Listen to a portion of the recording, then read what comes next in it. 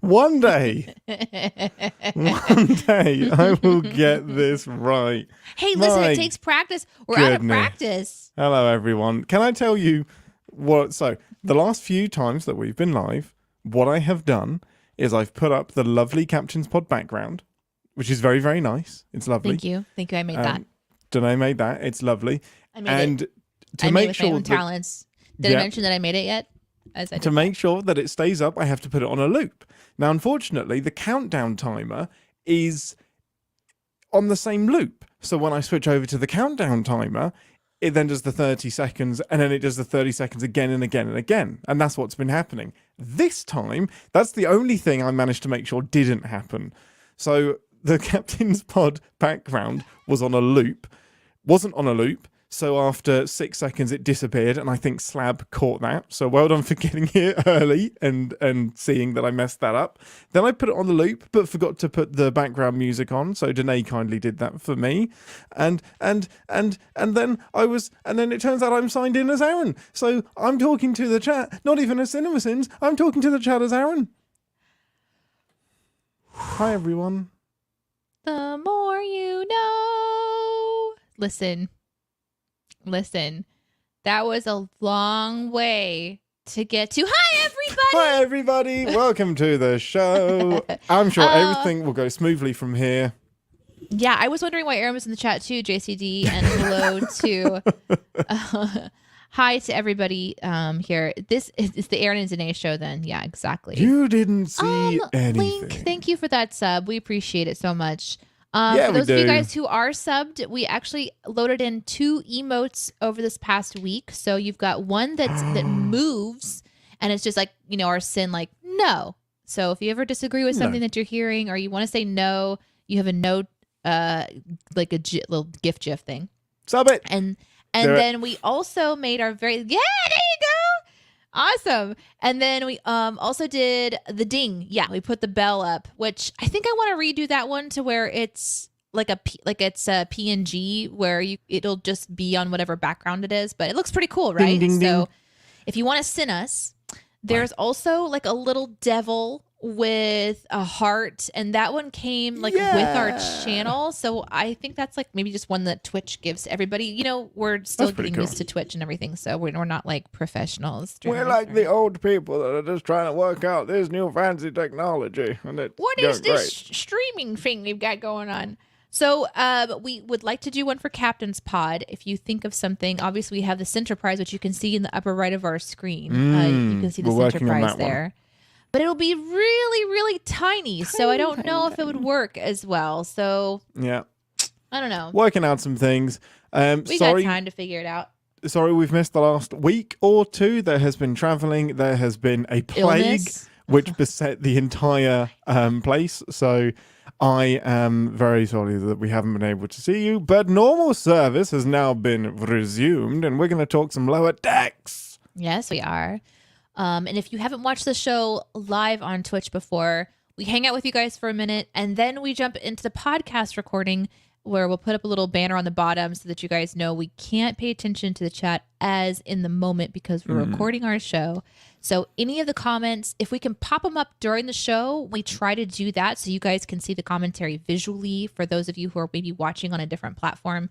But we will get to your questions or comments that we can circle back to after the show is over. Argan, thank you for your sub. It's good to see you, Argan. Guys, Argan has been such an incredible supporter. First met through... Argan, how did you... Was it through the... I know it was Babs. But did you... Like, were you looking at Hazroot? Like the WRP Hazroot or something? I can't remember how you randomed upon me that one day. Maybe it was a raid? I can't remember the voice of Babs. Oh yeah, I miss Babs so much. No, you're not allowed on the ship. Babs is not allowed on this Enterprise. I'm gonna get on this ship either, and I'm gonna push all the buttons. No.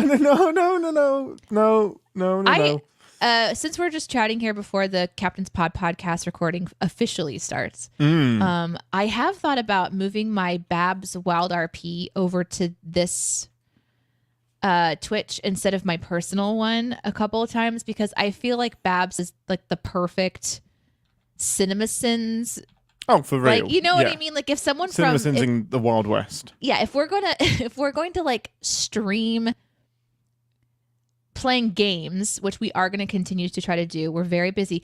For those of you that don't know, we're releasing an extra video every 10 weeks. So we've been very, very busy behind the scenes.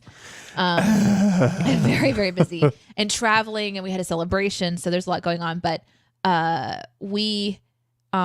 if we can get into a rhythm of gaming and putting some stuff back up here on the CinemaSins channel for gaming, I think Babs would be a really good one for me to do personally. Oh, are you kidding? Of course. Vertigo got you to about, oh, Vert, you know, he's such a fucking asshole, right? Oh, no, I no, didn't no. understand He's any of interesting. those words at all. Not a single one of them. I don't understand you either. What Huh? is it? Are you saying water, sir? Sir, are you trying to order water? A glass of water. Now, nobody in the circle of friends that I have here can actually say water to me in an American accent. They now have to say water, Oh my God. So including a two fun- 5-year-old. Two fun things are happening. One, is my daughter is trying to learn how to say water like Ian does, which is fantastic. But the second one is that Ian is trying to learn how to say water the American way so he can actually have fucking water to drink. So I can when he actually goes get a to glass of restaurants. water. Yeah.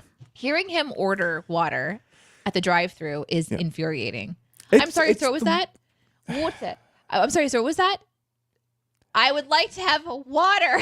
Yesterday I just asked for a burger, but I said no tomato. And it wasn't at like a fast food place, it was a place where they were serving us stuff, and the lady dropped all of her utensils and just went, "You want a cheeseburger?" And what was the other thing? I was like, Did you say no tomato? tomato? She was like, "Oh, you want no tomato?" The way you said that was strange. I didn't say it. You say tomato, I say tomato is an entire song. Like, you It is know an that's entire a song. You're thing. not wrong about that. Anyway, this is it's like Verdict. this is why first contact with other species would never work, because we can't even agree on our own planet, let alone talk different alien languages and whatnot. Different alien languages. Yeah. Well, we have just come fresh from watching the episode that we're going to be talking about on the show today. Mm-hmm. So, once again, we're going to jump into the show. You guys are welcome to chat and comment. We might pop yours up on the screen while we do the show, but we'll come back at the end and chat. So, if anybody pops into the chat late and they start to interact or ask questions, it would be awesome if you just, like, let them know, like, they're going to get to your question later, because I'm not sure if everybody kind of knows the flow of the show just yet. So, Yep. I do have this- Anything? Go What? ahead. Go ahead. No, just anything about the episode, anything Star Trekky in general, pop it in the chat and we'll star it for after the show.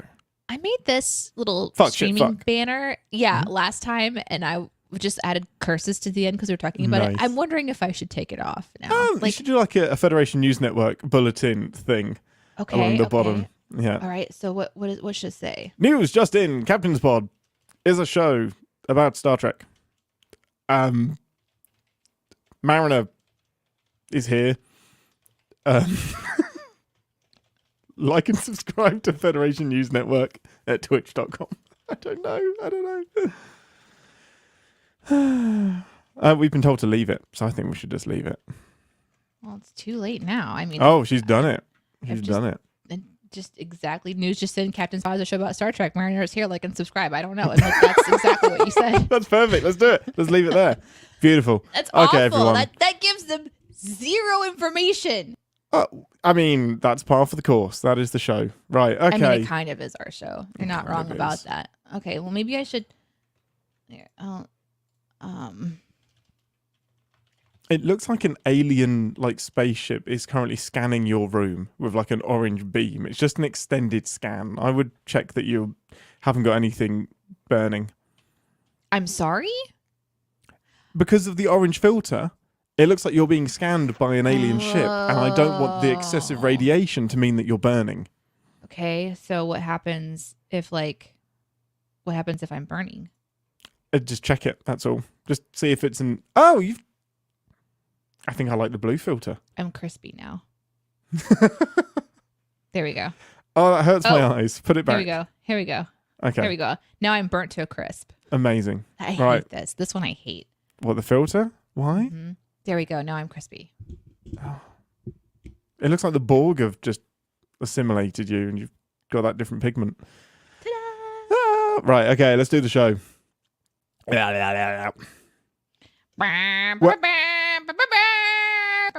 I'm sorry. Oh, you're really like now. Okay. Yeah, Yeah. like right now. Yeah, I got shit to do. Welcome to 10 Forward, the part of the show where we grab a drink from the replicator and share our immediate thoughts and feelings on the episode we just watched. Most important question first. What would you like from the replicator? Mariner's tears, please. Oh, Mariner's tears this episode. Mariner's righteous tears for once. Like, not often is that the case. Spoiler. Oh, we should Spoiler. probably have spoiler at some Oh, point. Yeah. spoilers for the show.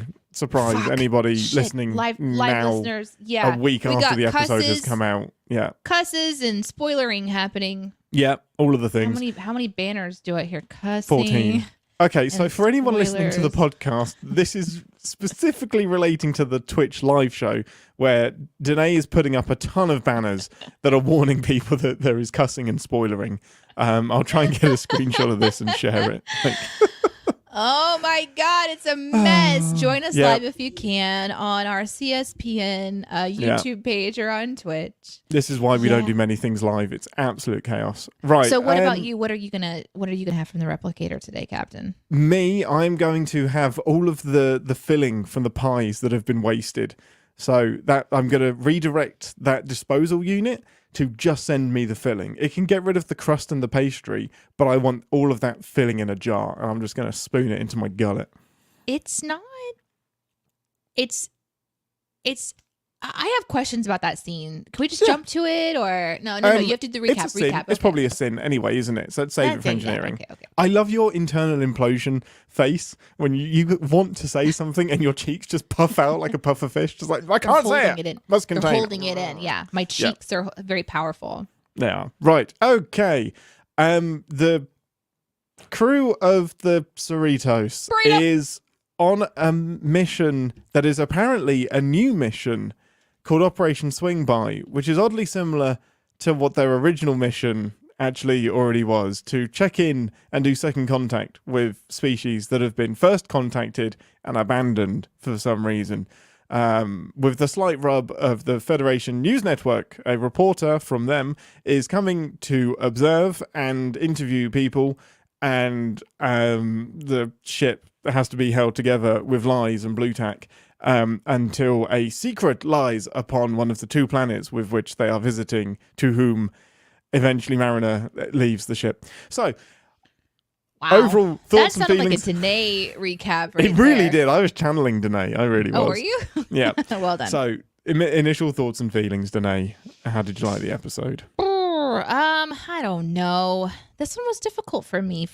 I feel like it was a very disjointed episode in an interesting way, right? Like where we have a forced tension. This is the third act cliche of a season, is what's happening. Yes, it really is. Yes. So we suddenly have a lot Ding. of tension that happens as we kick into the next few episodes that'll probably drive the rest of the season. And this is definitely an episode where we're really digging back into the relationship, where I feel like they're going back in to highlight the discomfort between the mother and the daughter, which was sort of, I remember when we watched that first episode, it was like, oh, this is a theme that we're going to hit. And we really haven't. So I'm not surprised to see it here on screen. And I'm not surprised that Mariner kind of needs her little, her little arc that's like, I'm good, guys. Because everybody, including myself, for a split second, believed that she was up to no good.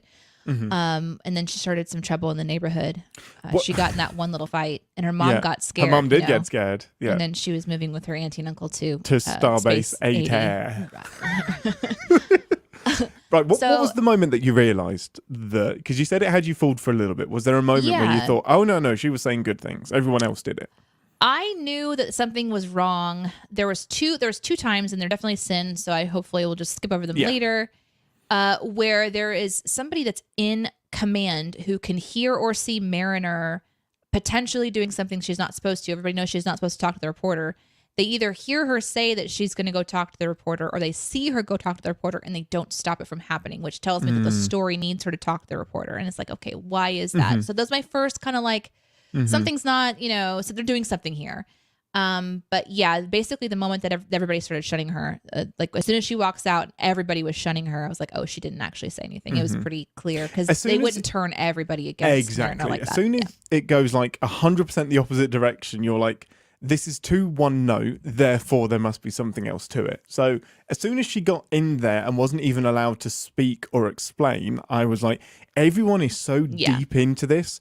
They're going, the only thing that happens next is that they all have egg on their face because she was the only one that was saying nice things. All of the stories were coming from everyone else who was also there and was also present. The time I would have bet money on it was when they were like going over, well, there was like a whole list of things, and and she was just like, I didn't do anything wrong. There was like this one moment I would have been like, yeah, for sure. And there was like the rejection of the people. And then just after that, it was all the specific things. Oh, it was when the reporter was talking to the captain when she was listing out all the things. I was like, something's up. Yeah, this is very Something's categorical. up. Yeah. But the other thing that sorry, go ahead. No, you're fine. My other little thing was that, man, they need her to be off the ship. I wonder what disaster is about to happen next, because you always have to put somebody off the ship so that you have a character that can come back and save the day or whatever. But that didn't happen, which confused the heck out of me. No, I was like, don't you do unconventional storytelling? What are you doing? Oh, it was great. That's one of the reasons I like this show, and I don't mind these episodes. But the other thing that was interesting about this episode, as why I felt it was disjointed, is there was this moment they go on to that second planet. So like the first planet is fine; they don't need any help. The second planet needs help, but it's been invaded by this species I'm not familiar with. I know you are. But they don't really even go back to it and revisit it or address it or anything. And so it just kind of felt like, wait, what was the purpose of this episode? And the purpose of this episode for the season is probably getting Mariner off the ship and going the archaeologist kind of route, which we thought was going to happen whenever we saw that episode. Totally so that makes was sense. kind of, I remember being like, man, to give the characters a chance to do something outside of Starfleet was really cool. And to have them actually do that within the season is even cooler, because it means that they're not afraid of making that choice quickly, which is awesome. Yeah. I love that. And it really fits Mariner as well. Like, it does. I hope there's she's only happy. so much you can say, I hate Starfleet and I don't want to be here, before you actually go and do something about it, because there are millions of options of what you can do. It doesn't have to be the military. Yep. So, but I don't know what's going to happen in the next, like, this is a setup for like a stage setup for whatever might come next. Right. And I'm a little bit worried because I think Mariner is a better fit outside of Starfleet. And my curiosity is if they're going to shoehorn her back in because we, the audience, love Mariner. Yeah. So, I think that's pretty much it. That almost has to happen. probably. Overall, for me, not a fan of this episode, and that really, really hurts me to say. Like, I love this show so much, and I just have to be okay that there are going to be some episodes that don't get me. The finale, there's nothing to not like about the finale, but it is just like kind of a gimme. Like, it's kind of, let's introduce a new ship, let's get some phasers, let's blow up the Cerritos again. Like, I'm going to enjoy that. And the references to the Breen and the Anarans was great. But the episode overall, other than the fan servicey, referencey bits, I wasn't a big fan of the rest of it. It just felt a bit like we've done this, we keep doing this. The rub, the only thing that really saves it is that Mariner leaves. Like, this isn't just a all's well that ends well at the end of the episode. There is a consequence here. And I'm not even saying I want Mariner off the ship. I want to see her. I want to see her in the show. I want her to be here. But I'm just really tired of this lack of progression. This, like, these arcs aren't really going anywhere. Tendi and Rutherford are getting some good arcs that I'm seeing. Mariner's arc hasn't moved for the last, this entire season, I don't think. Boimler's arc has moved a little bit, where he's being bold Boimler, but he's taken such a back seat in almost every episode that we're not really seeing that kind of come to fruition or mean anything day to day. So I think I'm feeling a little bit stagnant, a little bit, where are these people going, and how long do I stay invested in the characters? As much as I love seeing them each week, I'm not seeing them do anything. That's the crux that I'm in, is this is setting the stage for change. So they've taken Mariner off the ship. they've put her in a position where she's either going to enjoy it or she's going to find something that she doesn't like about it because it needs Starfleet structure. Realize that there's a Starfleet structure she's designed to enjoy. Go back into it, be welcomed with open arms, save the day, and then what happens after that? Like, is the crew we have another gonna be argument going, and she ends up in the brig again. Like, are we just going to keep staying in this loop? I feel like it's a time for the show to grow through into when they're in command, because they're clearly, and this is weird, right? Because we're Because the watching show's called them. Lower Decks. It's called Lower Decks, but like we're seeing these people that are clearly designed for that like leadership at this point. They're really good together. So when do we get to see them not just go on like haphazard adventures and lead their way amongst each other, but can they lead a crew? And is the show going to move them into that position and then bring in a new Lower Decks crew for us to enjoy? That would be really smart. It would be mad. And shows have done this. Like House at the end of season 3 fired everybody. And then season 4 is a brand new, you still have the old characters that dip in, but it's cycled through the supporting cast quite a bit. And when I saw that, I was like, show's over, not going to happen. And it's brilliant. Some of the best houses set after season 3. Yeah. So I can, it's like, you could look back in 20 years and just be like, that's exactly what happens. And it makes total sense. It's hard to see that when the show is so linked to Boimler, Mariner, Tendi, Rutherford. But I would love it if they did that. I think that would be really, really smart. I think it'll make the show really, really fresh. Even if we move ships. The big setback with doing that is, and this sounds weird, but Star Trek hasn't done it before. So each series is almost like inexorably linked to the ship and the crew. Like Voyager is that ship and that crew. DS9 is that space station and that crew. Same with TNG. It would be... And maybe that's why calling it Star Trek Lower Decks and not Star Trek Cerritos or something like that is really, really smart, because we could change ships. We could change everything about the show and just make it really, really fresh and just have them pop in as cameos. I really actually hope that's the direction they go. Because I feel like we're going to get a bit stagnant in the next couple of years otherwise. If anything, I think the writers have shown that they have what it takes to create really fun content for a lot of different people to enjoy. And they continue to do things that we love. Like we got to go revisit a Picard situation, and I can't wait to talk about that. So I'm going to stick along for the Lower Decks ride. Oh, of course. And I'm really curious what they're going to do. Yeah, I'm having so much fun. It's in the time period that I want them to be exploring, the 2380s to 90s. I'm still all in for the show. I'm just expressing some frustrations that this episode has really summed up. But so really, really interesting that they revisit the planet Anara and Brekka with the Felicium and whatnot, because we've talked about this episode on the show. Did that twig? Yeah. So that's awesome. I didn't recognize the words right away, but when they started to tell the story of the two planets where one of them had provided a drug and gotten like really addicted, and then like essentially they broke the addiction and left. That was really, I'm like, what a fun planet to revisit. Wild. What is happening in here? And for them to have found their new addiction of fitness was very interesting. I wondered if we were going to dig into that and like go on a weird journey, but they popped out and went to the neighboring planet, which I'm glad they did. But it looks like that planet was completely obliterated by an entire like bad guy species I didn't remember. Yeah, the Breen. The Breen, not the cheese, the Breen. So much to unpack there. It is one of the classic episodes of TNG where the debate is fuck you, Picard. Like, that is a unbelievably fucked up thing you did. You have no idea if this is going to turn out great or not. So what a perfect thing to revisit that they didn't revisit in this episode. Like, they gave it, and I love this idea, but they just gave it lip service and moved on as if it was a punchline, when I want to know more. Because anybody who hasn't seen that episode of TNG, there are two planets that have the same species that have evolved together. They have this symbiotic relationship where one has this horrible, horrible disease, and the cure for the disease is on the sister planet.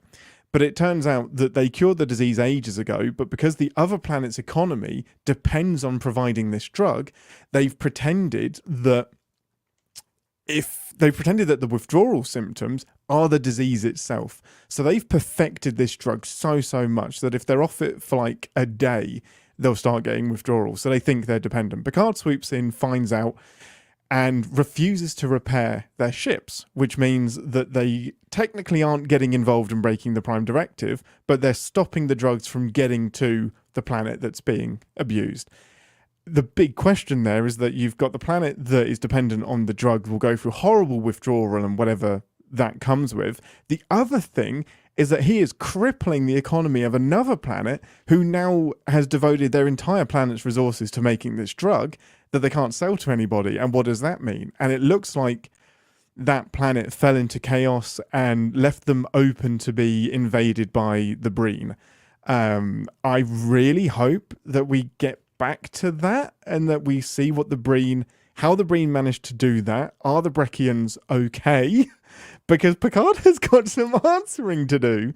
But that's all in the sins and whatnot, especially. But that's basically what we're revisiting in this episode. I understand. Like, I wanted to kind of know, like, what happened, but then didn't the mural just solve it all?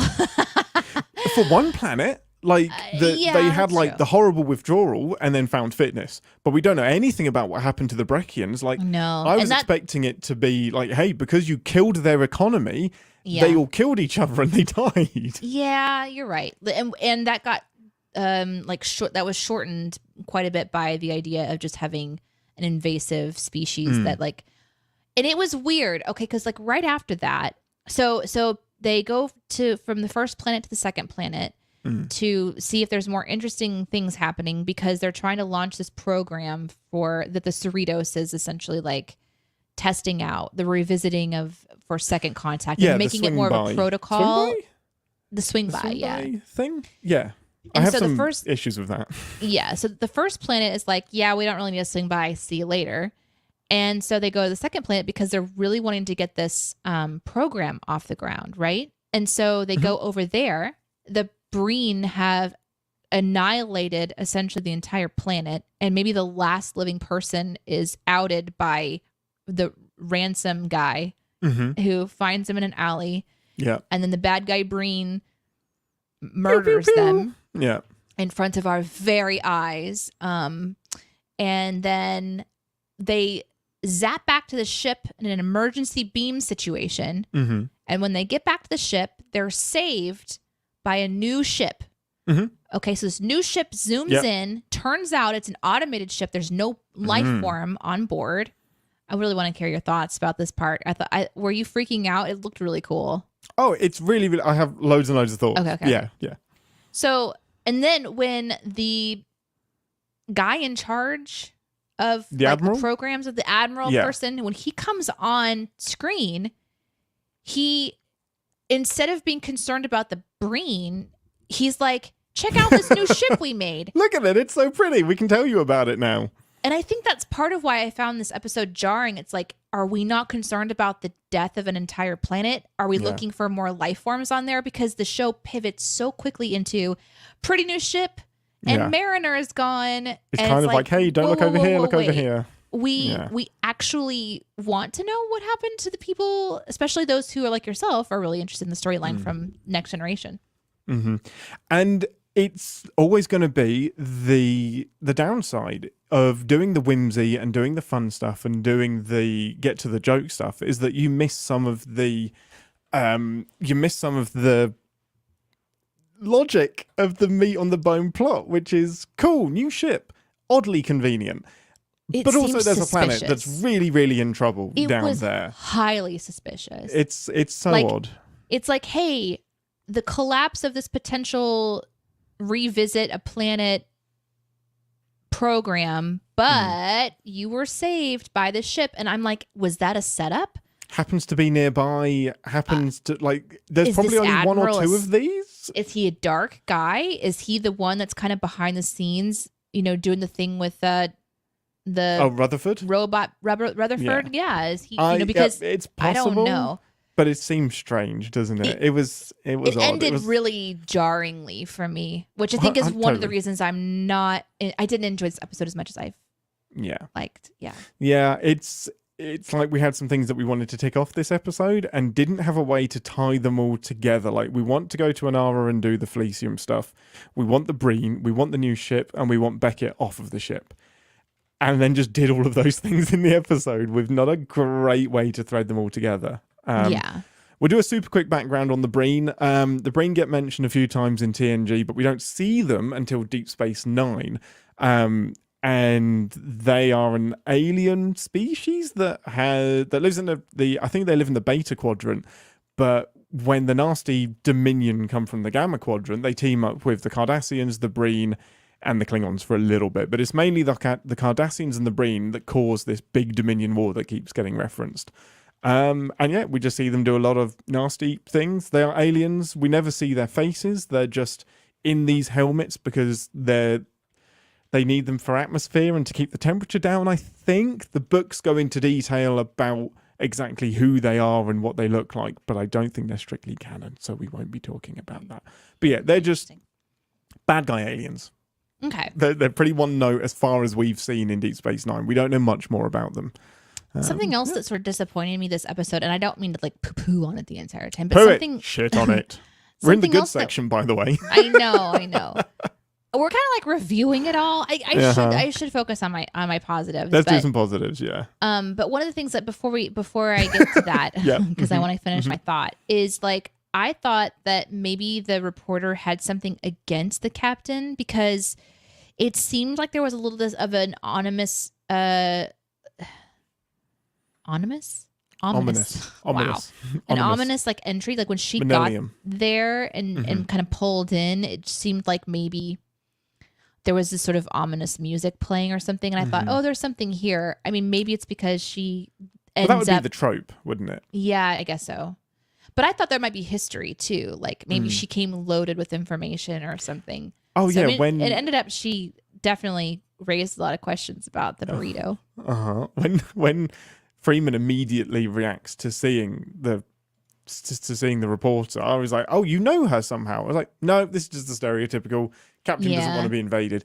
This episode, by the way, triggered me so freaking hard with my previous career. Because whenever in a former life, I was a retail manager for many, many years. And whenever you would have a visit from your regional manager or from a visitor or somebody important, it is just, and anyone who's worked in retail will probably know this, the biggest load of bullshit that you have to go through because you have to cover up all of the cracks, not give them the real story, let them know that everything is fine, profits are up, morale is high, and everything is great. You have tons of people to work with. And you do the things you've never done. Like you're cleaning the keys in between the cash register. You're like emptying bins that have never been emptied. You're like dusting the top shelf that nobody will ever see. You're filling stuff to make it all look nice and beautiful. And it's just bullshit. Like I feel for Mariner just like so hard that you're putting on this front that you really want to put your best foot forward, but it's all a lie. And it hurt me today. It reminded me of my life before this. Yeah. But at the same time, it's important to think about cleaning up every once in a while. And if not when someone visits them, what is life? I mean, I don't really have because you should have a regular routine of cleaning. It should not just be because somebody is here. You should do the right thing even when nobody is watching. Okay. Right. True. Sure. Yeah. That's how I live my life. I'm not at all motivated by house cleaning when someone's going to come over. I'm motivated by like house cleaning the day before the house cleaner gets there because I'm like, I don't want it to be a complete mess. No, there's a lot of things about Lower Decks that has that same kind of pain level for real life. Certainly one of them. I'm sorry that you felt that way. Do you need to talk about it some more? Do you have some like totally. therapeutic really? Okay, go ahead. Like no, I'm good. Do you need me to give you an evaluation after this? I would love that. I would do it right now. Evaluate me on the deck. Okay. Well, first of all, you hate me. I have decided to change over from a ranking system of 1 to 10 to stars. You know, so. Wait, okay. Are the stars good? Like, I am okay. Sorry, apologies to the podcast listeners. There is some love in the live chat at the minute for my retail woes, which gives me confidence that out there, podcast listeners, some of you working in retail will also feel the pain of working through regional and district visits and the nonsense you have to go for to pretend that you have your shit together. Wouldn't it be awesome if it was as it's meant to be, and they would just show up and I mean, so that would always, this is such a sidetrack, but there is always that voice in the corner that says, well, why are we going to all of this extra effort? Why don't we just let them see how it really is? And they just get death stares. It's like, you fucking insane? No, of course we're not going to do that. No, we're still going to put the best foot forward. We're still going to make up all of this shit. The only thing worse than doing all of that work is letting them see what the shop is actually like. You know, I am thankful I didn't really have to work in retail for very long, but I did have like happy for you. I had two. Off the top of my head, I think I had 2 retail jobs, but they were really laid back, and one of them was just for one summer, so I didn't have to like bank a career on it. But you're not wrong. You're not wrong, which is why I'm giving you 5 stars Out of. Well, that's a sliding scale depending on which room of the ship you're in, and I also sprinkle in a little tenure as you do in job reviews. Good. Yeah. Thank you. Just as the dangling the carrot. Great. You're now allowed to do the job that you didn't like for the rest of your life. Right. Okay. Can we get to the good stuff now? Gosh. To the good stuff. Tell me some good stuff. Tell me the positives. Wow. Not very many.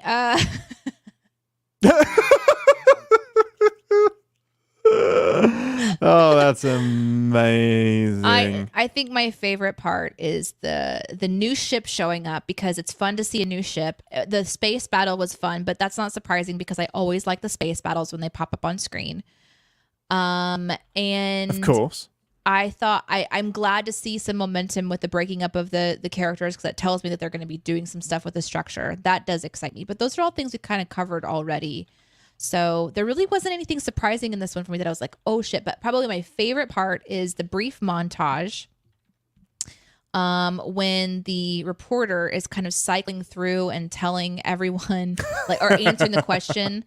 Yeah. It's the whole like, tell us about what it's like to live, like life on the Cerritos kind of a thing. And it's going through, everyone's like, I like living on the Cerritos because of blah, blah, and it shows the porpoises, talking about partying and eating fish. And so there was like this kind of clever montage. Keishon just like, they turned me into a puppet. Nobody judged me.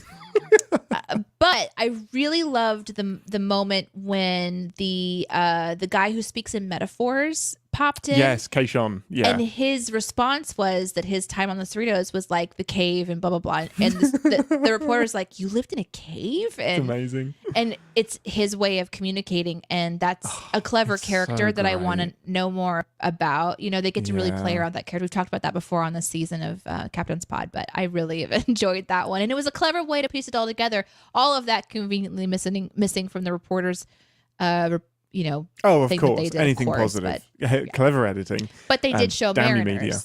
Yes. But they only showed Mariners to point out that she then kicked her off the ship for talking. Man, it's almost like the media has an agenda and isn't always giving us just the facts. Stares into camera.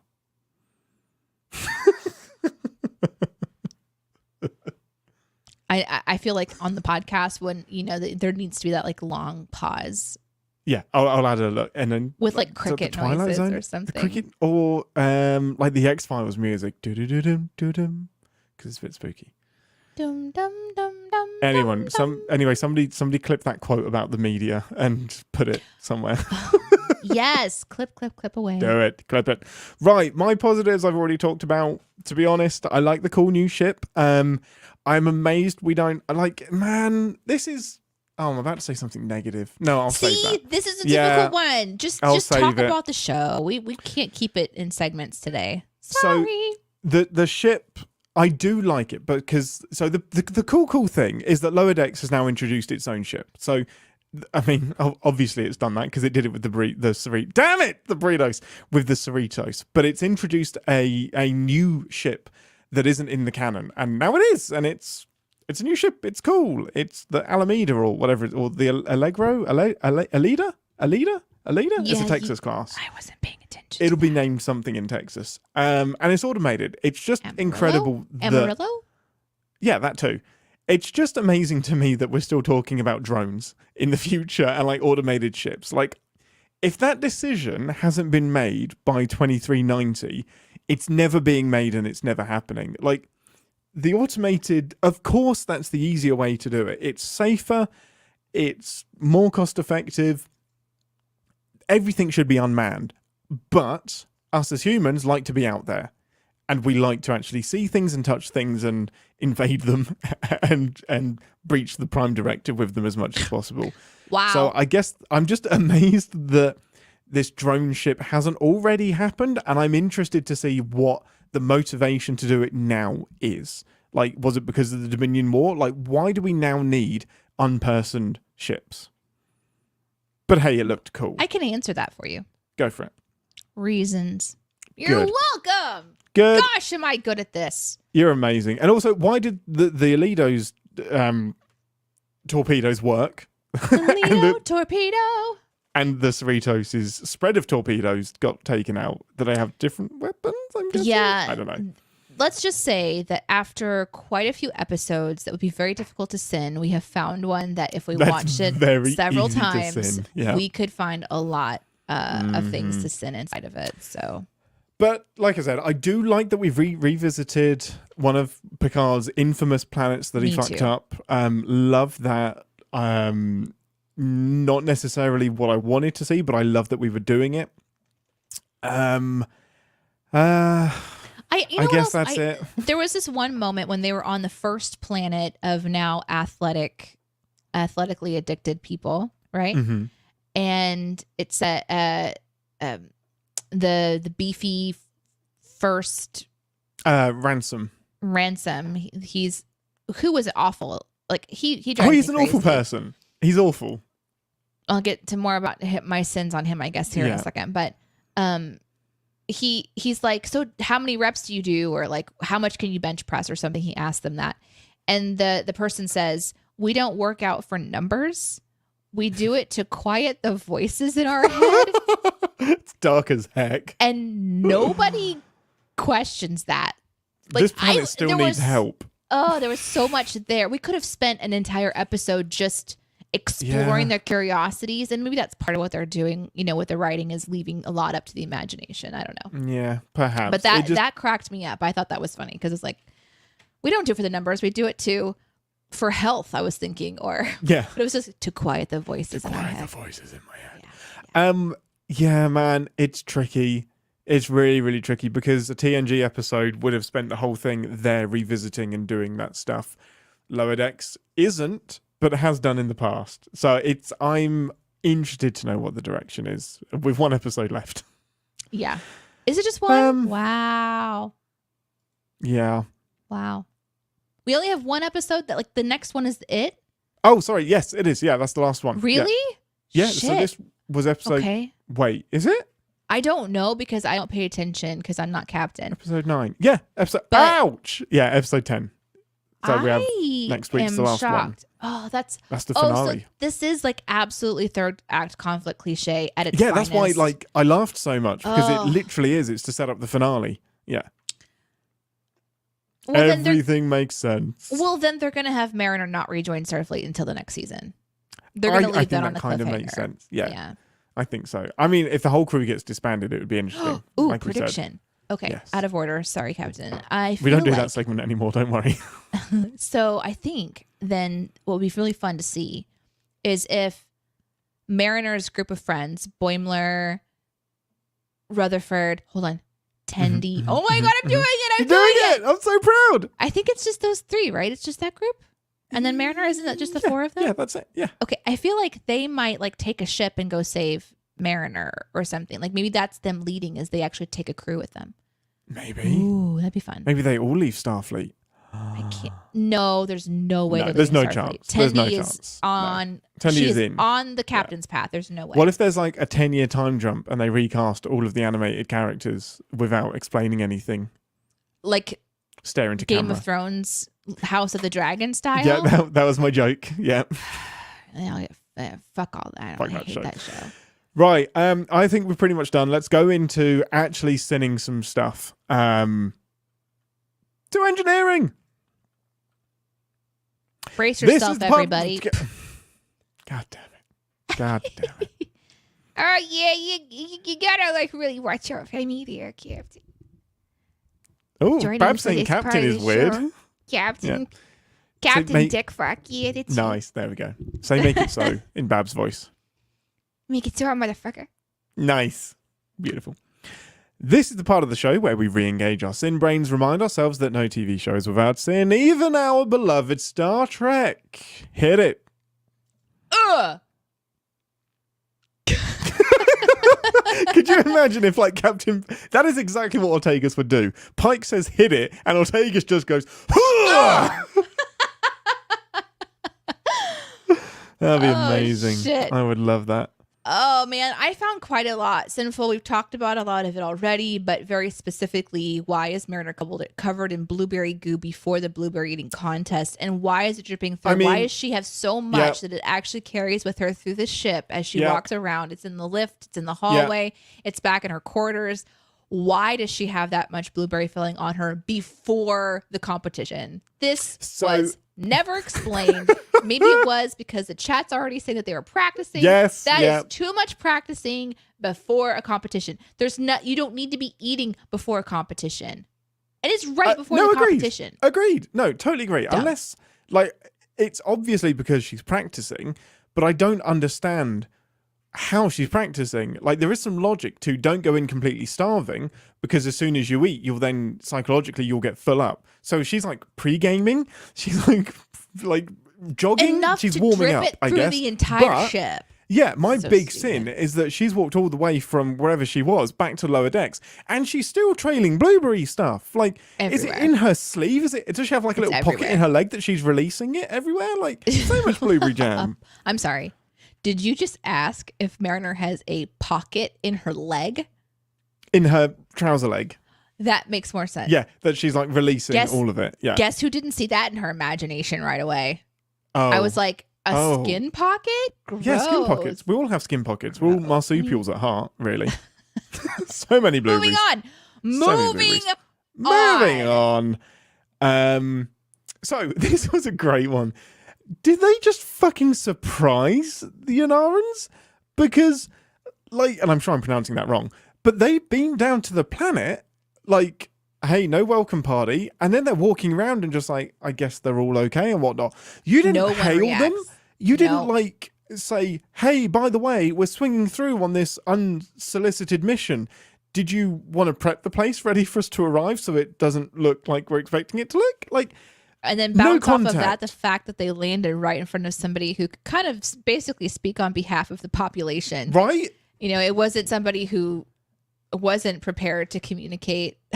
It's just insane that they don't give them a heads up. Like, this would be scheduled months and months and months in advance. It wouldn't just be, hey, 17 years later, hi guys, we're swinging in. No, fuck you, get on my planet. Like, just insane that they didn't, like, scan. I don't know how they didn't scan for the Breen on the planet Eve, right? I think the Breen have some sort of cloaking A technology. blocker or but something. still, you didn't scan that there were no Breccians on the planet, or they're all underground or some shit. Like, I'm baffled Highly suspect. that away missions exist. Like, all of this should be found out before you need to get on the planet. It's insane. Insane. Yeah, this was an episode that was just ripe with things like, why are you doing that? This doesn't seem logical. And we're talking about a cartoon that's in the Star Trek universe. So, like, obviously, there's going to be some things that make no sense to us as Earth people. Like, Yes. Yes. you know, but then there's things like if In our simulation. inside the show, the captain is devoted to not having this reporter come near Mariner and her friends, but then takes her directly by where they sleep. Yeah. I mean, it's to get the That's awesome an view. absolute sin. Yeah, But still, there's other you- places to get a good view from. Yeah. No, Yeah. totally agree. It's a great view because you're right over something cool. I get that, but then you would go when they're sleeping for sure. Yeah, or you make whatever. sure they're But not there. You it's like reassign she's them still to do covered something in else. blueberry. It happened like moments later. It's like, you Yeah. know what? We're just going to go ahead. They're all there. So it's like the show just keeps making questionable decisions, even for itself, like even for its Even for a own cartoon. rules. Exactly, its own not only internal rules. not only its own rules within the show, but within the exact episode. Like Yes. they're saying, "I don't want to do this," and then they do. They It was go and very do good. the thing. Yeah. No, totally. That's a perfect way to say it. So on that away mission as well, it's like, hey, let's split up and look out everywhere. Ransom and Shax just walk off on their own. Like, do not send people in a sketchy ass situation off on their own. Okay, so can we talk about that for a second? Because they said phasers out, something is not right. There was never a split up. No one said No, split up. They just said decided to fuck off. phasers out, something's not right. And instead of staying together, they split up. It was like, what is Were you- going on right now? Were you expecting Freeman to look over her shoulder and be like, wait, where the fuck are you guys? I didn't say split up. Yeah, it literally So was. dumb. They should not be walking on their own. They really shouldn't. They really should have just beamed up straight away and sketchy sent some probes. situation. Yeah. There's something wrong here. Let's all go different ways. Yeah, let's not do that. That's a dumb idea. Ugh. So when they're on Anara and they realize everything is fine, and the reporter is like, "Oh, hey, I guess everything is great," and Freeman just like grabs the camera and pushes it out the way, and I'm like, nothing says suspicious than get that camera out of my face. Like, if she's trying to keep up some sort of front, trying to silence the media is not the way to do it. Like, No. that is on film. Like, just because you chucked it out the way, they have that recorded, and that's going to be cut and cropped and used to make you look sketchy as heck. I would send the fact that on a ship that is from the future, where one can Technically communicate from the present. Shut up. Where one can For them. communicate, like just instantly, or tell the entire ship, "Don't talk to Mariner." Like we have this capability. Yeah. Why are you relying on a note taped to a door to cancel the pie eating contest? I mean, it Ship looks announcement. cool. Yeah. It looks cool, but why not just make an announcement? We don't need to, like, they had to go find paper and crayons, apparently, Yes, because it was crayons. really shoddy looking. And tape. They got a child. Then they had to find a child to draw the sign for them. and then stick it up onto the Yeah. doors. Also, could that just- door opens. Yeah. Shink. And it does. Oh, it does they open. tore my thing. Oh, guys. The Yeah. first person who has to go in Ruins that to sign. remove it ruins it. Yeah. It was very That's dumb. amazing. I love it. Wait, you're leaving the bird counselor in charge of the ship? Why is that a thing? Why is that a thing? I don't. Was that- I assumed it was like a guest appearance of a voice or something. Like why Like- would they give the ship to I really don't Do know. you know what Like that is? that I was actor is confused. great and just give him something to do, but I really don't get it. Like, I mean, counselors have a rank. Like, Deanna is a lieutenant and then eventually a lieutenant commander, but she can be in charge of the ship technically, but there have got to be other options than the bird counselor, surely. Just interesting. Just interesting. Everything is interesting. Everything is awesome. I said so much in our first part that I really kind of have covered a lot of my confusing Yeah, kind of notes did here. as well. But I think the last one would be, and this maybe just speaks to the captain being a little bit biased and frustrated with her daughter and her assumptions about what her daughter said in the interviews. But how is the captain more worried about Mariner than Ransom, who during his interview turns Oh my into goodness. a total fuckwad to the reporter Absolute pervert. Yeah. and just like Sexual predator. oozes sexual. Yeah. He's just like, hey, what are you going to be doing later on tonight? And then like on the buff meaty workout plan, like, kiss your muscles situation. And like, she's clearly just like, get the fuck away from me. I don't know why anybody would want him on your crew, let alone first officer. Is that, it's kind of like, maybe I feel like he represents the old school Star Trek character that you've described before, where like they're hypersexual and they just fuck all the aliens. He's That's Shatner's essentially what Captain Kirk, but if he was number one, like it's definitely a throwback to that cowboy era of Star Trek, of Starfleet. Yeah. What's great is that they even reference that internally in Voyager. like they're talking about the good old days and talking about Captain Kirk, and they're like, man, what would it have been like to explore the Wild West like Captain Kirk and Dr. McCoy and just less rules and stuff like that. So even internally, they know that shit was like chaotic back in Kirk's day. And yeah, Ransom is definitely a throwback to that, and probably why he's just on a Cali class instead of something bigger. Potentially so. Yeah. Potentially so. Yeah. My last big sin was just really about the ship and how it's suddenly way more effective again. It takes out 3 Breen ship. Like, forget the fact that it's unmanned or unpersoned. It is a like destructive powerhouse. It is just ruining ships left and right. Like, the Breen what ships type had of torpedoes does it have? They had that really cool like ball shooter. Yep, the energy beam thing. Yeah, beam. It was a ball that hung off the bottom. Carry on. Of the hemorrhoid, the phallic jutting part of the Breen ship. It was just kind of like hung there. Penile hemorrhoid. Yes. Of energy. Yeah. You heard it here, folks. That's the cold open if I've ever heard one. There we go. Oh man, I don't want that. Yeah, I mean, yeah, that's cool weapons, but they just get wiped out by this drone ship. So yeah, anyway, big sins there. Absolutely. Well, that's it for me today. Okay, bye, Ambassador. You gonna hang around for the end? I gotta go prepare myself for the last episode because I thought we had longer, and so I said I was nervous earlier, and I'm even more nervous now because what they've just kind of done to set up the stage for the finale. I'm really intrigued. I don't know. I got to go prepare myself. I'm going to get my Snuggie and a weighted blanket. Yeah. And hot some bottled water. Yeah, drink some fluids. In my glass bottle because I'm not trying to continue to use plastic water bottles all the time. I like that. Get your whoobies. The puppies behind you. I'll get the puppies, grab Iris. We'll all just snug down and just prepare for the mental chaos. I want to love the finale. I am nervous. Yeah, I'm nervous as well. They usually pull off a great finale. I love this show. And just to remember, like this time 12 weeks ago, you hadn't seen a single episode of Lower Decks. It's true. I can't believe it's already been 12 weeks. That's crazy. It's crazy. Because we did the 2 previous episodes and now we've done 9 of this series. So 11 weeks ago. It's awesome. Honestly, I still love this show. I think they'll pull something great off with the finale.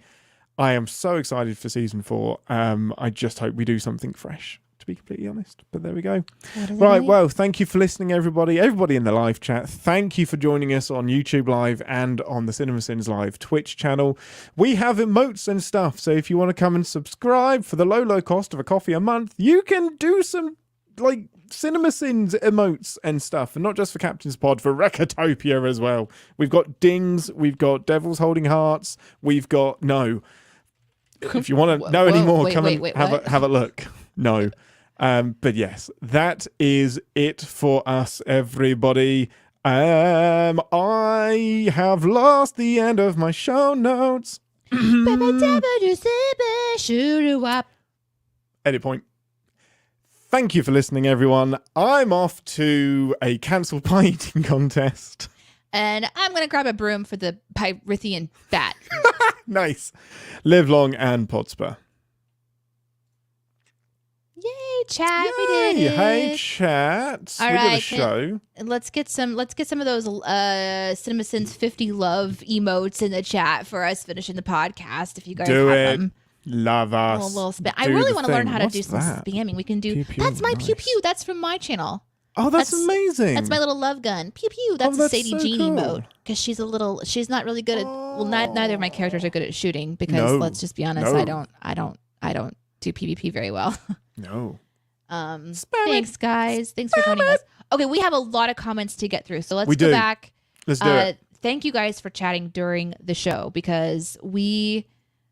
I always want to stop and talk to you during the show. It takes a lot of internal fortitude to not pay attention to you guys when we're actually 100%. Recording a live podcast. The first thing I want to do is I wanted to say something to, I think it was Shireen who was here just a moment ago. Yeah. This one? Yeah. Good evening from the Netherlands. Hi, good evening. How are you? How was your weekend? My weekend was filled with activities. I'm physically tired. Emotionally doing pretty good, I think. All things considered. Nice. Life is fast paced. I'm doing good. Ian, you? Yeah, you look How are you? terrible, but I think you're doing really, really good. Oh, how am Talking I? about how Right. are you? How am I? I'm Dick. great. I'm really, really, really good. I had a fun-packed weekend. I've just spent 2 hours talking about Star Trek. I am about to get back to writing a movie. I'm really excited to sin. So yeah, it's all good. Why is the name black and white? Because I was fucking around with my camera. And True yeah, story. I think we can do a little bit of changing of things, but I was messing around with some adjustments earlier, and I made myself more like, I don't remember what it was called. Do you remember what it was called? There we go. Sepia? Blossom. Pumpkin blossom. So we're gonna Pumpkin go with this blossom. like little pumpkin theme. I Yeah. think for Pumpkin right spice now. Danae. It makes me feel happy, so I'm gonna do that. Do it. Is the from the past? Is she from the past? Yes, I'm from the past. Yes, Technically, we all are. I'm a timeless vampire. Yeah. Confession: I've never seen any Star Trek. That's okay. I've Totally been told fine. to start with Most Next of our listeners Generation. haven't. Mhm. What do you Next think about Generation her is a starting great with place to Next Gen? start. Yeah. Yeah, Next Gen's a great place to start. I mean, I say that. The first 2 seasons are a little rough, which means you have about 45 episodes to get through, but it will give you a great foundation for Star Trek. It's where basically the majority of the Star Trek lore is pulled from, so it's an excellent place to start. It's the best crew. You will love it. I have a prediction that Data will be your favorite character because he's Oh, mine yeah. too. Data's Yeah. the best. There are some really good episodes, and there's a lot of Oh, there's loads. there's a lot of really cool sites that are dedicated to like walking through which episodes to watch. Just like any show, there's a lot of passionate fan base, but Star Trek fans are like everywhere, and so you can easily start with just about I think any think of them. Strange I New think Worlds is actually the best place to start now because it has the most modern Yeah. approach. It has Yeah, the you're episodic right. nature, and then Yeah. go back to TNG. Yeah, if you want to start with Strange New Worlds, you're not going to be missing a lot of context. No, I don't feel. it's designed to get new people into Star Trek for sure. I have another sneaky prediction that you're really going to like Voyager and Captain Janeway. Just incredible, such good stuff. Can I jump into one because I have one that I'm dying Start latest to week. throw up. No worries about the long message though, Shireen, because Oh, absolutely. you're welcome here. But you can definitely watch the show as long as you don't mind that we're talking about an episode that you might not have seen. We try to give a little context during the recording of the show so that you can enjoy that. But yeah. Okay. Yeah. You're up. You get to pick one Amazing. now. Okay, I cannot thank you enough for mentioning this, and that will become apparent very quickly. Deadu, sorry if I pronounced that wrong. I love your picture, by the way, with the little puppy. Deadu says, the blueberry stuff reminds me about last week's Captain's Pod and Danae spilling her apple strudel everywhere. Now, I would like to thank you so much because I was told that I would forget to talk about this in the show, and I had. I had completely forgotten to mention this because we had another strudel incident. And I said, this is absolutely perfect for the outtakes. And Danae said, you won't remember to put it in the outtakes. This will happen now, and you will forget that this ever happened. And I had forgotten until you, my beautiful friend, had mentioned it. So, Thanks, Daredevil. we were reviewing a script together, and there are 2 of these strudels left. And Danae's like, hey, I'm going to cook these strudels. And I'm like, are you sure? Like, is that okay? Can you do it without spilling them onto your laptop, on me, on your child, on the dogs, on Alaska? I did pretty good, How I can you thought. do that? So I thought I did pretty good. instead, like when a child stands next to a microwave and he's just like, I want it, I want it, I want it. Immediate gratification. The problem is when you become an adult is that you can stop the toaster oven or the microwave whenever you want. And she did. So I am just handed this strudel that I'm like, okay, this seems ready. She bites into hers and just goes, huh. That's really cold. It's not even remotely close to being cooked. I take a big bite and it's fucking frozen. Like, It's so bad. It must have been in the toaster for like maybe 2.5 seconds, and it's just frozen. So yeah, there's no chance of a mess because it's still an ice cube. The outside was, warmed up. I made it weird. I did a really weird You thing. made it weird. You absolutely made it weird. I was so excited. I was like sitting on the couch, like swinging my feet like a kid. Because I was like shoving I the got a strudel. I got a strudel. I'm like, Oh. I mean, it's a little cold on the inside, but I'm still It's a little eating cold. it. It was It's so a little good. cold. It's just, Yeah, yeah. it's incredible. And I'm just like, this is now like basically inedible. There's just It's nothing not I can inedible. do with. It was still I pretty ate good. it. I ate it all, but I was like, this is amazing. This is Oh my just, God. this is why we shouldn't be allowed to have things. It's so great. I was really excited. I could have put it back in, and I could have definitely warmed it up a little bit longer, but it was still I was edible. done. I was like, I just want to eat the strudel. Like I'm finished. Well, that means is we have to go back, get more, and then try again until We need to find another adult that can make. Aaron, could you make the strudels for us? Because Ian makes them nuclear, and Danae doesn't cook them. That's Oh my amazing. God, that hurt Amazing. my stomach. Okay, so this one's from JCD. Post a question: who would you be the most concerned about learning they're looking for you? Gul Dugat, Elim Garak, or Selah? Huh. I'll answer this one because I know Do who it. all these people are. I have no fucking idea who these people are. I- I'm gonna go with Selah because I think that's a good shout. S-E-L. I think like Selah Selah. in Selah. S-E-L-A-H. I Selah. think is it Selah in the Bible? Is it? Selah. Oh, I'm sorry. saying a different fucking word, Captain. Shut your mouth. Just ignoring my Shut pronunciation. your mouth hole.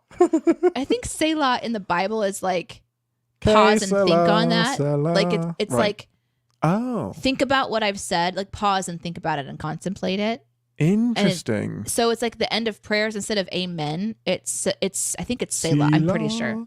That is Someone will interesting fix me. because she is a Romulan, and Selah is So how do I do this? Let me finish my thought while you figure out how you're going to do Sorry, that. So yes. my idea is that because I'm comfortable with the word Selah, you just drop the H and then it's this person's name. I would be very afraid of that person because if they approach me, I'd be like, oh, I'm going to pause and think about this while they prepare to like kick my ass. I'm assuming you're asking this because these are all very dangerous people, JCD. They are very dangerous people. Not necessarily evil, but they are dangerous. So the Enterprise You really call me super duper dangerous duper with quick. my toaster strudel situation. You are call dangerous. Me dangerous. You're going to give Yeah. me strudel poisoning or just smash me with it. Break your tooth on a frozen Yeah. chunk of So pie good. filling. So good. So basically, long story short, an alternate version of Tasha ends up in the past and gets kidnapped by Romulans and they make a baby. So Selah is the offspring of a Romulan guard and Tasha Yar. Are you saying God or guard? Guard, as in prison guard. Okay. Water. So and Selah has just been raised by Romulans and hates humans and wants to kill humans and Vulcans. Okay. So in theory, depending on when this is, she has the might of the Romulan Empire behind her, which Okay. is scary. So Gul you don't Dukat- pause and think on this. You run. You run, you leave. Yeah, you leave. Yeah, you get out of there. Okay, Gul Dukat, depending again on when we're seeing him, kind of heads up the Cardassian military. So then you have the entire military might of Cardassia hunting you down. And I'm popular. Elim Garak is a good Cardassian, but he kind of runs the Obsidian Order-ish, and he doesn't run it, but he has a lot to do with them. And that's the Tal Shiar version for the Cardassians, so it's their secret police. Okay. And at the minute, we think that he's actually the Castellan or president of Cardassia. So either way, the Cardassians are going to hunt you down. So do you want Cardassians, or Romulans? I already made my choice. Yeah. Well, Garak scares me the most because he's technically a good guy, but with less morals, and they're the most dangerous people. So I think my answer is Garak. This one's from Nick from earlier. Danae is now in a Dixon Hill Hollow program. Holo program. I highlighted that because you went black and white, and I just wanted to explain Oh. Dixon Hill to you because Dixon Hill is like Picard's favorite fictional character, and he pretends to be him on the holodeck. That makes sense. Yep. Your turn for one. Oh, okay. Okay, Josh Zero.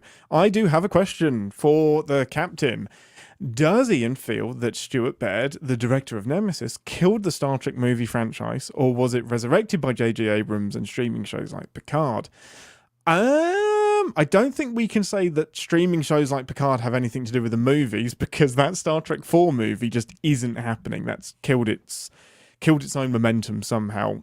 Now, there was going to be a 5th Star Trek TNG movie that did like kind of a search for Spock, but for Data. And that was going to be the final TNG movie that kind of wrapped everything up. And some ideas from that were taken and put into Star Trek Picard, apparently. So I guess yes is the answer, is that Nemesis was so disliked that they had no momentum to make another TNG movie. But very quickly, like 5 years later or something, no, it was probably a bit longer than that. I think it was 7 years later, we have J.J. Abrams' 2009 Star Trek. So it wasn't dead for very long. It was kind of in stasis. It definitely killed the TNG movies, without a doubt, but Star Trek is just going to keep coming back. Like, it has survived Star Trek V, The Final Frontier. If it can survive that and season 2 of Star Trek TNG being on concurrently, I think it can survive pretty much anything. And we've got, I think, 5 TV shows now. Star Trek 4 could still happen. If not, something else will happen. I'm happy for Star Trek to stay on TV. Like, the movies are always kind of nice added extras, but Star Trek on TV is where I want it to be. But I don't know if that answers your question or not, but the franchise is going to keep coming. Whether it gets resurrected by one director or another, it will still keep going. There you go.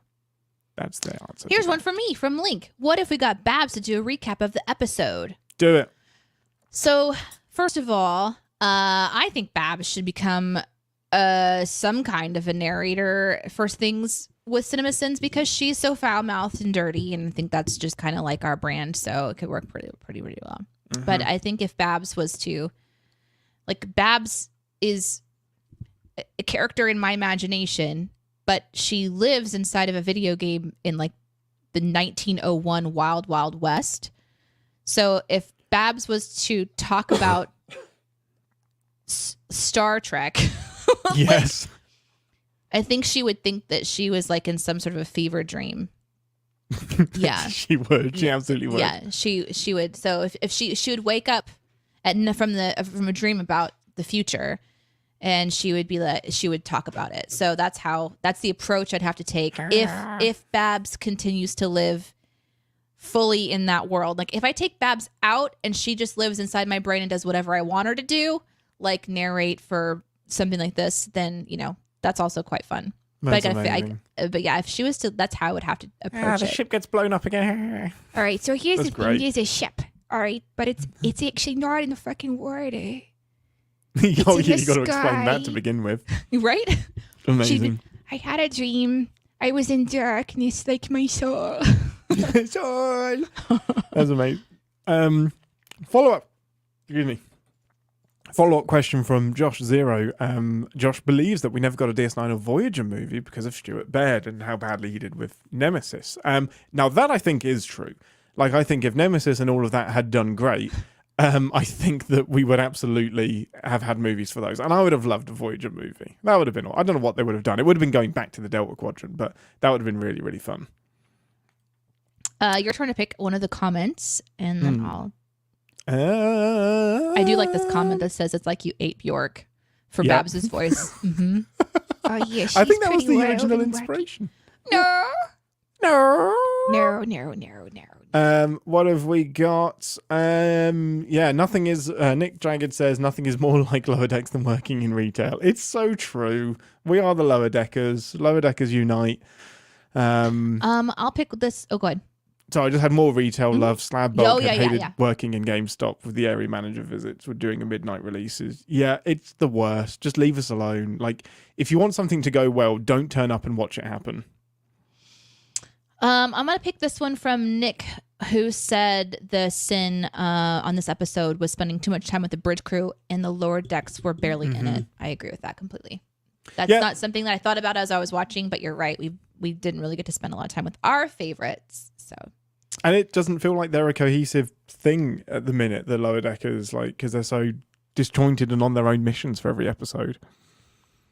All right. Let's see. There was a moment too where I think we asked why the counselor was on screen, and Nick pointed out so that he could call Mima when Yep. Freeman comes out and goes, Mima? Purely so that Freeman could say, Mima? Like, Mhm. yeah, she knows his mother. That's amazing. Mm-hmm. Deadu says, the only Star Trek show I've seen everything of is Voyager, and is that ban-worthy? The answer is no. You watch whatever you want, my friend. Like, Voyager's awesome. Like, I love it. Here's one that's in the chat happening live right now from Qatar. Do you guys Qatar. watch other sci-fi stuff, or are you mostly just Trek fanatics? Great Ugh. question. So Let's go. this channel is the CinemaSins channel. So we are writers and content creators for the YouTube channel CinemaSins, TV Sins, Commercial Sins. And this space for us on Twitch is kind of a spot for us to talk more at length about the things we're passionate about. And we have several podcasts that we put together as a group. So this is a Star Trek podcast. But then we have Jeremy Scott and Chris Atkinson, who are the co-founders of our channels. They do one called Rocketopia, and you can put dings in the chat if you want to, or if It's amazing. show some love for them. They started the channel, and so they do one where they talk about all the stuff that they're passionate about, and it's like movies in general. But pretty much the entire staff, like all the writers, we love a lot of different kinds of content. This show specifically, this Captain's Pod, is a recording of our podcast called Captain's Pod, where we're going through specifically Star Trek. But if we could do a show on everything, we would have podcasts about Oof. Lord of the Rings. We'd have Heck it yeah. about other sci-fi material. There would be fantasy material. There'd be horror material. We could literally just talk about everything. Pixar, kids stuff, because we all are very, we have like a variety of writers on the team, and our incredible fan community, who mostly gather like on Discord, and we have a spot for them over on our Patreon Sin Club. We all just share our love of just pretty much, I mean, everything. Our job is to sin it, and to have fun with like pointing out the everything wrong with and get snarky and stuff. But we actually are very passionate. I hope that answers your question. It's a long way to answer your question. We like everything, is the short answer. We really, really do. Knife Fight Elmo, we were wondering if they would bring up Starbase 80 again. Yeah, I mean, I think I mentioned that, like, when they set it up. Like, they went to a lot of effort to say, this is the worst place in the universe. Like, I can't remember if I actually said I bet Mariner gets sent there, but it was absolutely 100% happening that we were going to visit this Starbase at some point, which we still haven't technically visited. We kind of saw it a little bit, and we definitely got the vibe of it in this episode, which was interesting, right? Like, they show up in a dingy craft with horrible uniforms. So battered. With a sandwich rolled inside of it. And then there was a bat who was just like, hit it with the broom. If Aaron was here, he actually has a bat story. If you want to hear something creepy, weird, I guess there was a time when he lived in a place they had a bat invasion in their house. Oh my goodness. And That's so terrifying. he would wake up and like have to bat the bats Oh my goodness. to get them and I remember hearing that story for the first time. I was just horrified. So next time you see Aaron live here on Twitch, make sure to ask him that question. Ask him. Ask him about the bats. He's behind the scenes on Recotopia most weeks, so ask Chris and Jeremy to ask him. Yeah, exactly. We will be wrapping up here in just a second, and we're going to be rating. If you guys have anybody on that you want us to add to our follow list so that we can get watch them and stuff today, we're going to be rating a friend that I actually already rated once today when we were doing our show earlier. Nice. On the Aaron and Danae Twitch channel, or actually my channel for Danae Says. We're going to be going and visiting Brush for Hire. I'm just wanting to send him super lots of love today, and he's a really great creator. He paints miniatures, and he is very akin to our fan base. He's snarky and quirky, and he cusses and has fun and plays weird games. And I think you might enjoy him just as someone to kind of have on in the background. He's a good person to follow on Twitch. So That's amazing. we're going to do that here in just a second. We'll get through a few more comments. But if you guys, like I said, have anybody that you like to follow here on Twitch and you want CinemaSins Live to follow them and learn about what they do, please link them if you can. If you can't because you're not a moderator, just put their name or their handle in the chat and I'll go find them. Awesome. Yeah, I have got a couple more here. Who's your favorite Star Trek character? From Link. I think it is Data. And mainly because like Brent Spiner is just an incredible actor.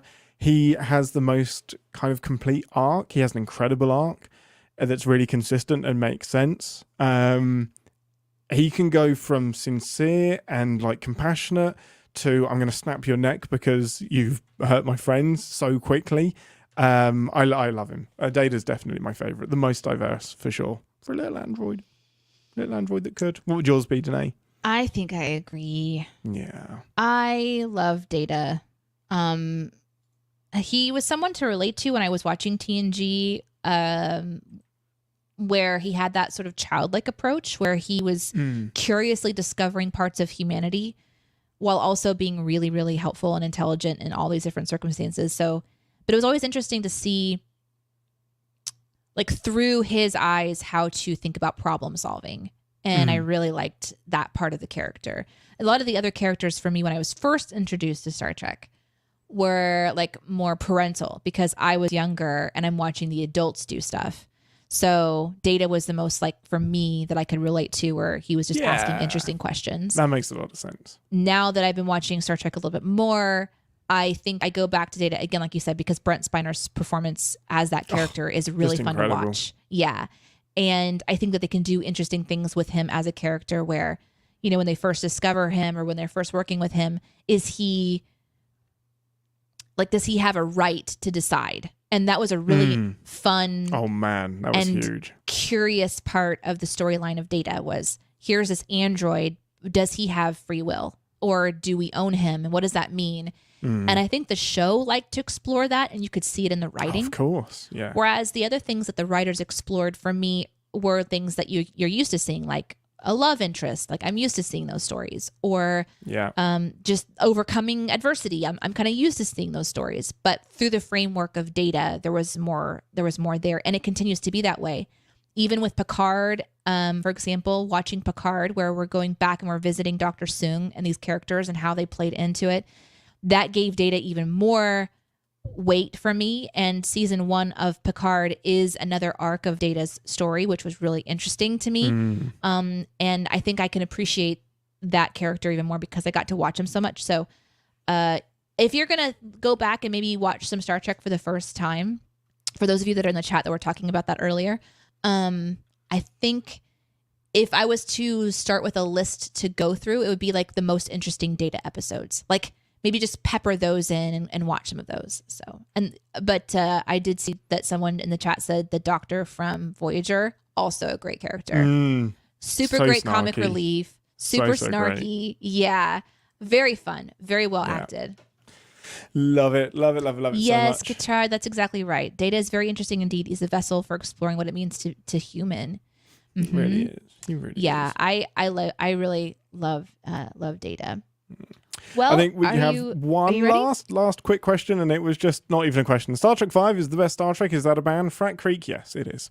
No, it's not. Shut up. It absolutely is. No, you love the Trek that you love. That's fine. That's fine. So tomorrow is Recotopia Live. You'll be hanging out with Aaron Dicer a little bit behind the scenes. He produces that show. And then, of course, Jeremy and Chris will be live here on Twitch tomorrow. They don't know that we've given emotes. So if you guys are able to join tomorrow and show them some stuff. Ding! The ding one will be fun. And then there's Ding them. no one. So it's kind of interesting like when they throw that up, like, no. I'm curious how that one will be used. So thank you guys for supporting the show. I'm going to go ahead and start the raid for Brush for Hire. So jump on that so we can all go over and say hi to Brush for Hire. He's got his beautiful mohawk. Yes. So I think it's 11 a.m. Central is the start of that one. We will be putting up our calendar on Twitch so that you can actually set your timer for it or set your calendar for it or whatever. We've been working out some kinks behind the scenes to make sure that we're able to do that. So we're really close to being ready to do that. So tomorrow at 11 a.m. Central is the hopeful start time of that show, but we have to have a little bit of wiggle room for our start times just because we're a small staff that does a lot of creative things. And beyond that, the next time that you guys will see us will be next Monday for this same show. Absolutely. Which will be for the finale. I hope there will be more strudel stories. I hope so too. Looks like everybody's ready to write over. So we will see you next time. Have a wonderful time. Say hi to Brush for Hire for us. Bye guys. Live long and pod spa.